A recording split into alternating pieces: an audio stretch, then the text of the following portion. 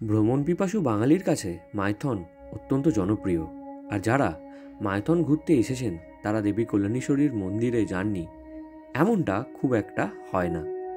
প্রাচীন দেবীপীঠ বলে পরিচিত কল্যাণেশ্বরী মন্দির নিয়ে হয়েছে অনেক সিনেমা, রয়েছে অজস্র অলৌকিক গল্পকথা। এখন আছি আমরা মাইথন ড্যামের ঠিক লক গেটে। এখন যাচ্ছি আমরা কল্যাণেশ্বরী মন্দির।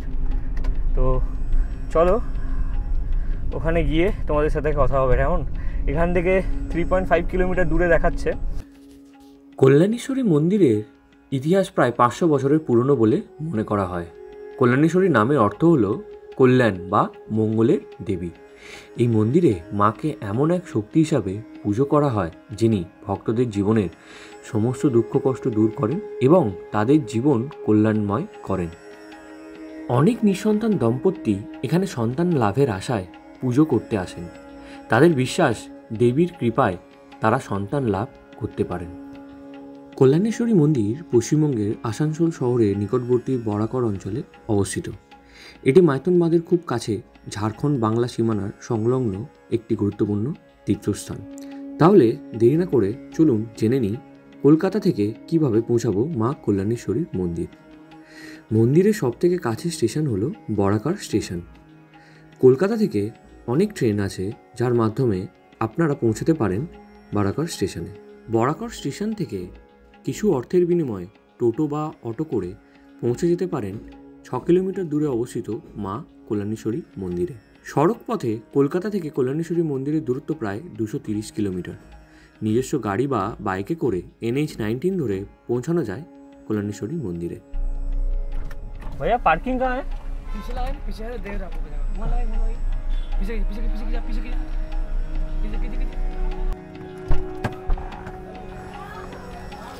মন্দিরটা কি পিছনেই দাদা? দিয়ে দাও দরজাটা। হ্যাঁ তুমি এক জায়গা লাগা তো তোমার ডালার স্টার্টিং কত থেকে? 101 টাকা। 101 টাকার মধ্যে 5টা পেড়া, মায়ের শাখা, সূর্য বার্তা, মায়ের ফুল বেতন সব পাবে। তো আমরা ডালা নিয়ে নিয়েছি এই দাদার দোকান থেকে, মনোজদার দোকান, ঠিক কল্যাণেশ্বরী মন্দিরের পাশেই দোকানটা। আমি দেখিয়ে দিচ্ছি লোকেশন।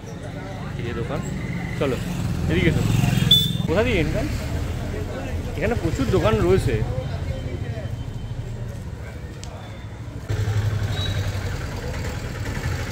এটা হচ্ছে শ্রী শ্রী কল্যাণেশ্বরী মন্দির। আমরা চলে এসেছি।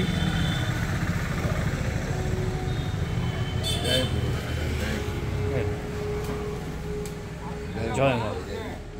মায়ের মন্দিরে ঢোকার পরেই একটা জিনিস অনুভব করলাম, পান্ডাদের দৌরত্ব কিন্তু এখানে একদম নেই বললেই চলে। মন্দিরে ঢোকার পথেই ডান দিক বাদিক অজস্র দোকান আছে। আপনারা আপনাদের ইচ্ছা মতন ডালা যে কোনো দোকান থেকে নিতে পারেন। আমাদের সাথে গাড়ি ছিল, তাই যেখানে পার্ক করেছিলাম তার সামনের দোকান থেকেই আমরা ডালাটা নিয়ে নিয়েছিলাম। ওখানে 100 টাকা থেকে ডালা শুরু, 500-600 টাকা পর্যন্ত ডালা পাওয়া যায়। সমস্ত জিনিস আপনারা এখান থেকেই নিয়ে নিতে পারেন মাকে পুজো দেওয়ার জন্য।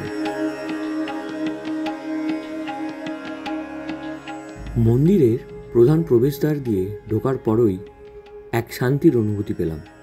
মনে হলো যেন সমগ্র জগতের সমস্ত কোলাহল দূরে সরে গেছে।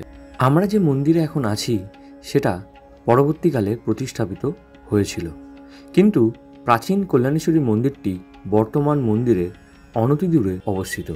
2 নম্বর জাতীয় সড়কের ধারে শবনপুর এলাকায় কল্যাণেশ্বরীর প্রাচীন মন্দিরটি অবস্থিত। এই মন্দিরে দেবী অধিষ্ঠিত রয়েছেন বলে জানিয়েছেন প্রধান সেবায়েত দিলীপ দেওঘরিয়া। প্রতিষ্ঠার সময় রাজা কল্যাণী প্রসাদ এখানে এনে রেখেছিলেন মাকে, কিন্তু আর নিয়ে যেতে পারেননি। জানা যায় রাজা বল্লাল সেনের পালিতা কন্যার নাম ছিল লক্ষ্মী। পুরুলিয়ার কাশীপুরের রাজা কল্যাণী প্রসাদের সঙ্গে বিয়ে ঠিক হয় লক্ষ্মীর। বিয়েতে যৌতুক হিসাবে মা শ্যামারূপার মূর্তি তুলে দেওয়া হয় নব দম্পতির হাতে।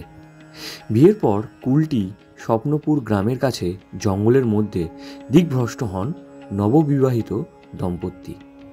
সেই জঙ্গলের মধ্যেই দেবী শ্যামারূপাকে নামিয়ে রাখেন কল্যাণী প্রসাদ। সেই দিনটা পথ খুঁজতে খুঁজতেই কেটে যায়। পরের দিন রাস্তা খুঁজে পাওয়ার পর যখন কল্যাণী প্রসাদ দেবীকে তুলতে আসেন, তখন শত চেষ্টাতেও দেবী শ্যামারূপাকে সেখান থেকে নড়ানো যায়নি। স্বপ্নপুরের সেই জঙ্গলেই দেবী শ্যামারূপার মন্দির প্রতিষ্ঠিতা করেন কল্যাণী প্রসাদ। তার নামে দেবীর নাম হয় কল্যাণেশ্বরী। সেই স্বপ্নপুর গ্রামই বর্তমানের শবনপুর। আমরা পুজো দিয়ে দিয়েছি, দিয়ে জাস্ট সাইড দিয়ে নামলাম। এখানে একটা ফলস রয়েছে আর মায়ের চরণটাও এখানে স্থাপিত আছে। জানা যায় বর্তমান মন্দিরের জায়গায় আগে গভীর জঙ্গল ছিল। পাশ দিয়ে বয়ে যেত ছোট এক নদী। একদিন সেই নদীর ঘাটে এক শাঁখারির কাছে শাঁখা পড়তে যান গ্রামেরই এক বধূ। শাঁখারি তার কাছে টাকা চাইলে তিনি বলেন টাকা নেওয়ার জন্য যেতে হবে শবনপুর গ্রামে তার বাবা ব্রাহ্মণ দেবনাথ চট্টোপাধ্যায়ের কাছে। সেই মতো শাঁখারি দেবনাথ চট্টোপাধ্যায়ের কাছে গিয়ে শোনেন তিনি নিঃসন্তান। শাঁখারির মুখের সমস্ত ঘটনা শুনে অবাক দেবনাথবাবু তাকে সঙ্গে করে হাজির হন জঙ্গলের মধ্যে নদীর সেই ঘাটে। কিন্তু সেখানে গিয়ে দেখা যায় কোনো নববধূ তো দূর, জনমানুষই নেই সেখানে। শুধু পাথরে রয়ে গেছে যুবতীর পায়ের ছাপ। সঙ্গে সঙ্গে সমস্ত ঘটনা বুঝতে পারেন দেবনাথ চট্টোপাধ্যায়। জঙ্গলের মধ্যেই মায়ের নতুন মন্দির প্রতিষ্ঠা করা হয়। সেবায়েত হিসাবে মায়ের পুজো শুরু করেন দেবনাথ চট্টোপাধ্যায়। নতুন মন্দিরের পাশেই রয়েছে চালনাদহের সেই ঘাট, যেখানে শাঁখা পড়েছিলেন স্বয়ং দেবী কল্যাণেশ্বরী। ঘাটের পাথরে মায়ের সেই পায়ের ছাপ আজও রয়ে গেছে। মাকে শেষবারের মতন প্রণাম জানিয়ে আমরা বেরিয়ে যাব মন্দির প্রান্তর থেকে। কেমন লাগলো তোমাদের মা কল্যাণেশ্বরী মন্দির অবশ্যই কমেন্ট সেকশনে জানাবেন। অপেক্ষায় থাকবো।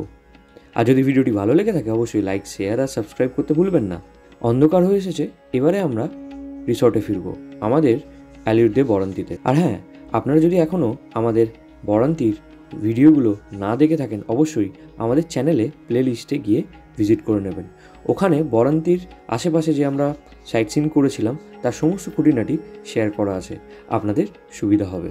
আমাদের পরবর্তী ভিডিও হবে অ্যালিউডে বরান্তি রিসর্টের সমস্ত খুঁটিনাটি নিয়ে, সাথে থাকবে রুম ট্যুরও। সুতরাং আমাদের সাথে থাকুন আর দেখতে থাকুন বং ভয়েজার।